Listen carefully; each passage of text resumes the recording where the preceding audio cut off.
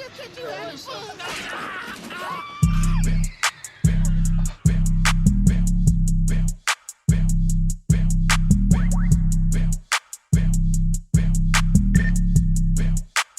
Paving this shit crank.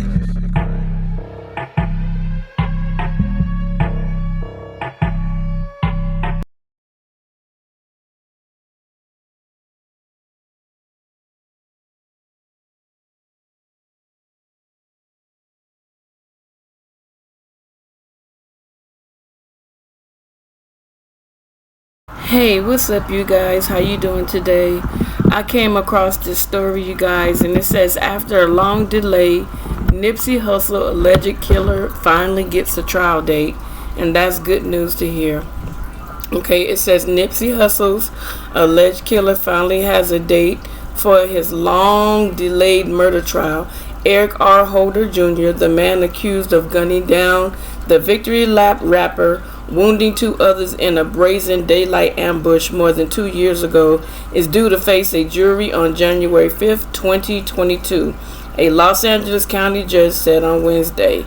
He's nervous, but he knows it's time to get the case moving to trial. Holder's latest lawyer, Deputy Public Defender Aaron Jansen, tells Rolling Stone exclusively.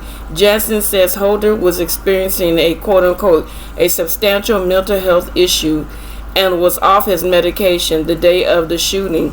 He declined to elaborate on any prior mental health diagnosis.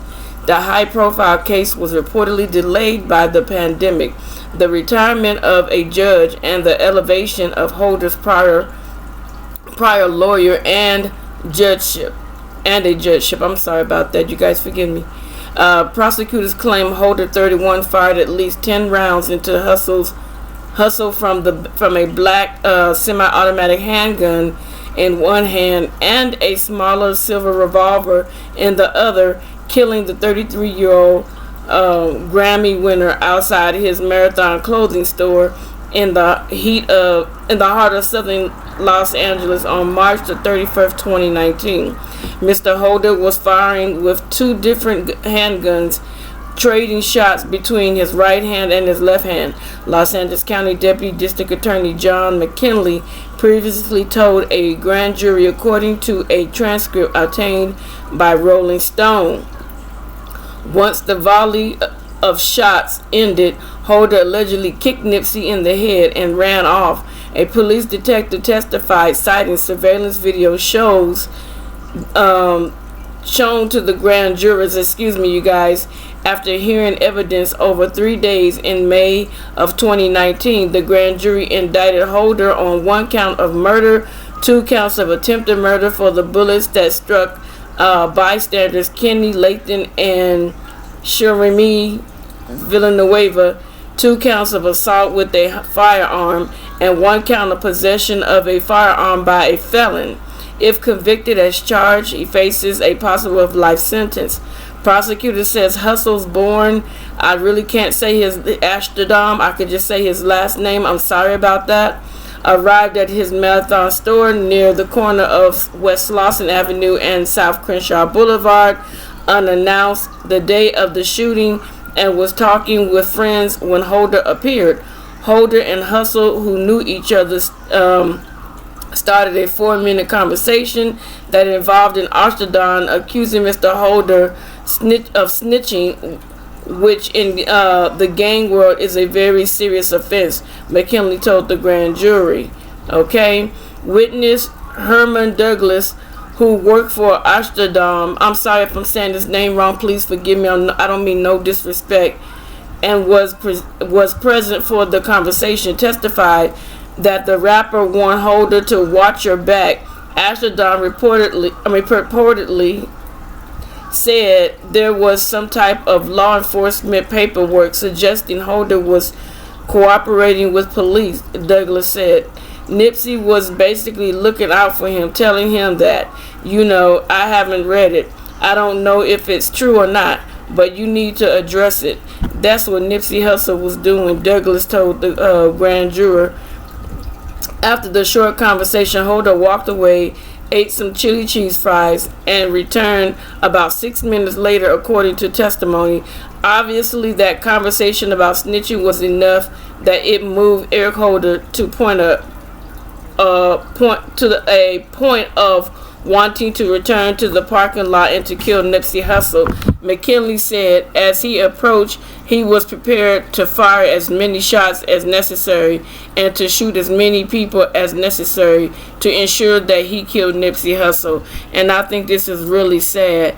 The surveillance video showed people falling to the ground and bystanders fleeing for their lives. Holder allegedly fled the shooting with a woman who later turned herself in for questioning. She testified to the grand jurors that she saw Holder with both guns and drove him away from the scene after he threatened to slap her while armed.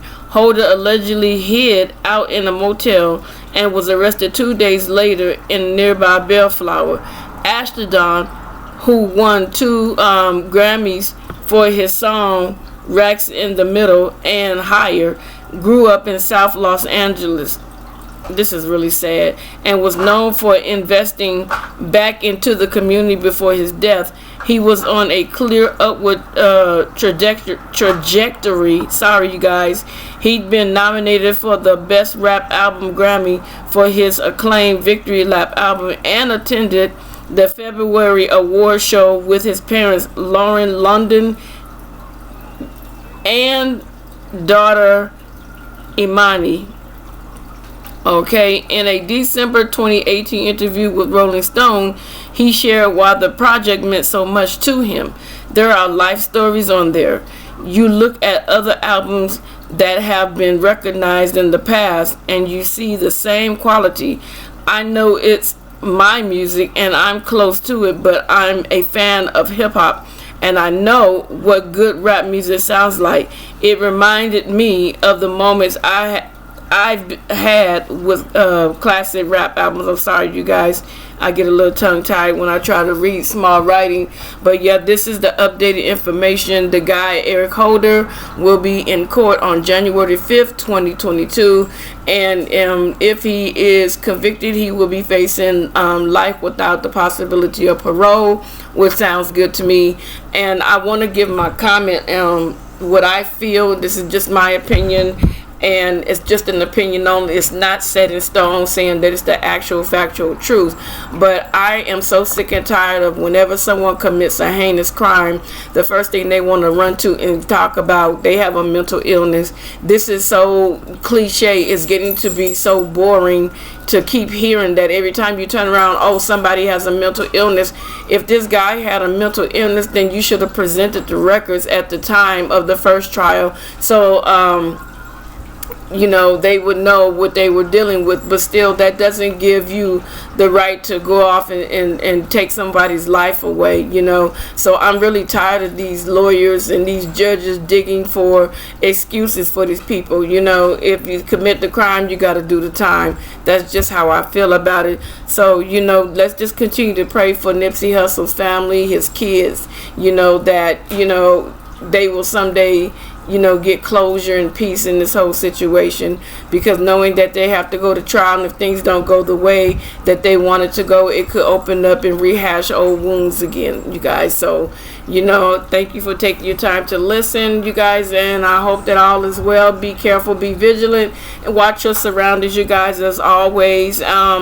Don't forget to hit that like button, that post notification bell, and please don't forget to subscribe. I'll talk to you guys in the next video. All right? Talk to you later. Bye.